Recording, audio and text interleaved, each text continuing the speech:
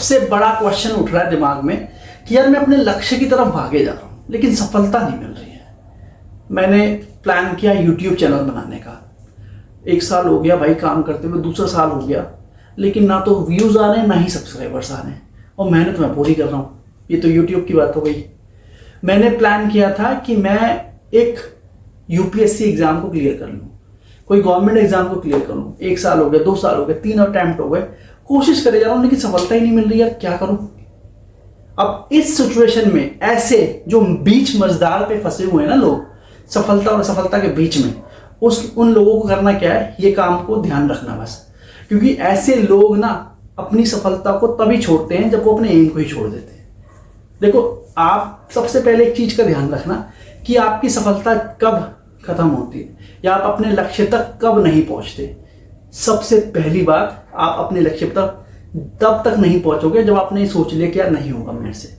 इस बात का ध्यान रखना कि वही इंसान अपनी लाइफ में हारता है जो ये सोच चुका होता है कि यार नहीं हो पाएगा, छोड़ दो। आप YouTube कर रहे हो, आपने सोचा ना ही व्यूज आ रहे हैं ना ही मेरे सब्सक्राइबर्स बढ़ रहे हैं, ठीक है भाई, YouTube छोड़ दिया, गैप बन गया 1 महीना, 2 महीना, 3 महीना। अब 4 महीने बाद या 6 महीने बाद आपकी कोई वीडियो आपने डाली थी, बहुत एकदम वायरल हो गई। अब आप उस पर दोबारा काम करोगे ना, लेकिन हो नहीं पाएगा। क्यों? क्योंकि आपने 6 महीने का बहुत लंबा गैप बना लिया। तो कहने का मतलब ये है, अब आपने क्या किया, आपने यूपीएससी एग्जाम की तैयारी करी, आप उस तैयारी में लगे हो। 2 बार 3 बार अटेम्प्ट में आने के बाद आपने सोचा कि यार नहीं हो रहा, छोड़ो यार, कुछ और काम करते हैं। और इसी बीच आपको कोई ऐसी चीज मिल गई कि आपको पता था कि यार मेरी गलती ये थी, तो आपने क्या किया, आपने फिर स्टार्ट किया, फिर आपको शुरू से स्टार्ट करना पड़ा। तो आपको आज एक ये चीज समझनी है कि इंसान असफल कब होता है। इंसान असफल जब होता है जब वो चीजों को छोड़ देता है कि भाई नहीं हो पाएगा, समझ लो असफल हो गई। अगर उस इंसान ने जब तक उस चीज को काम करते हुए, उस लक्ष्य को पीछा करते हुए नहीं छोड़ा ना, तो वो लक्ष्य को हासिल करके रहता है। 1 साल, 2 साल, 3 साल, 5 साल, 10 साल लक्ष्य उसको मिलके रहेगा, क्योंकि उसने छोड़ा नहीं है। अब करना क्या है, इस बीच करना क्या है, क्योंकि समय बीतता जा रहा है भाई, 1 साल हो गया, 2 साल हो गया, अब मैं अपने एम को छोड़ भी नहीं रहा हूं, मैं नहीं छोड़ रहा हूं। अब इस बीच करूं क्या मैं भाई, मुझे अपने लक्ष्य तक पहुंचना है, इस बीच क्या करूं? मैं सफल नहीं हो रहा हूं, लेकिन मैं सफलता को छोड़ भी नहीं रहा हूं, मैं काम ट्राई करे जा रहा हूं। पहला पॉइंट, आत्म मूल्यांकन कीजिए। सबसे इंपॉर्टेंट पार्ट यह है कि आप अपनी चीजों को देखिए कि कहां पे आपकी गलती हो रही है।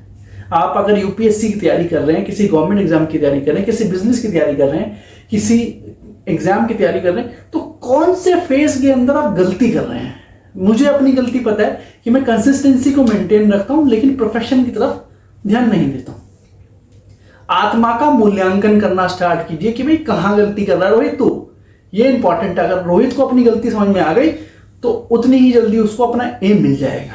दूसरा पॉइंट, लक्ष्य को निर्धारित कर लें। कोई आपने एक स्पेसिफिक लक्ष्य सोचा है, एम सोचा है, उस तक पहुंचने के लिए ब्रेकअप बना ले, छोटे छोटे एम बना ले। भाई पहला स्टेप ये है, दूसरा स्टेप ये है, तीसरा स्टेप ये है, चौथा स्टेप ये है। ऐसे करके अपने लक्ष्यों को मिनी पार्ट्स के अंदर डिवाइड कर लें, आपको सफलता मिलना स्टार्ट हो जाएगी।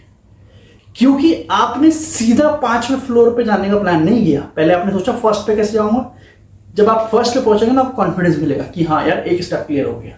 कभी आपने देखा हो ना, ग्रेजुएशन के अंदर 3 साल होते हैं, तो 1 साल कंप्लीट किया तो आपको लगता है चलो फर्स्ट ईयर कंप्लीट हो गया, 2 साल कंप्लीट किया, चलो जी सेकंड ईयर कंप्लीट हो गया, 3 साल, हाँ जी अब ग्रेजुएट हो गया। तो ये इसलिए होता है। उसके बाद नई स्किल्स के ऊपर काम करना स्टार्ट करें। सबसे इंपॉर्टेंट पार्ट यहाँ पे है, क्योंकि देखो हम जिस एम की तरफ भाग रहे हैं उसको प्राप्त करने की क्या नई टेक्निक हो सकती है, उसके ऊपर ध्यान रखें। और आपको बता दूं, कोई बहुत सी टेक्निक ऐसी होती है जो आपने फर्स्ट टाइम सीखी भी ढंग से नहीं होती है, उसी टेक्निक के थ्रू आप अपने एम की तरफ पहुंच जाते हैं। तो ये मत सोचना कि नई टेक्निक सीखूंगा फिर उसको समझने में टाइम लगेगा फिर मैं आगे बढ़ूंगा, नहीं, सीखो, काम करो।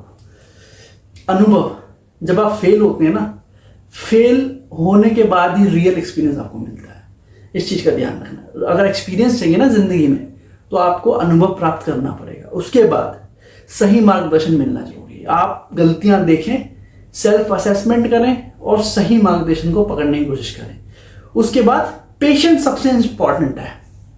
देखो, जिस इंसान ने अपने पेशेंस के ऊपर काम कर लिया ना कि हाँ पेशेंट होकर के पेशेंस अपने ऊपर धैर्य रख करके अपने एम की तरफ बढ़ा, कभी असफल नहीं हो सकता, ये लिख के ले लेना।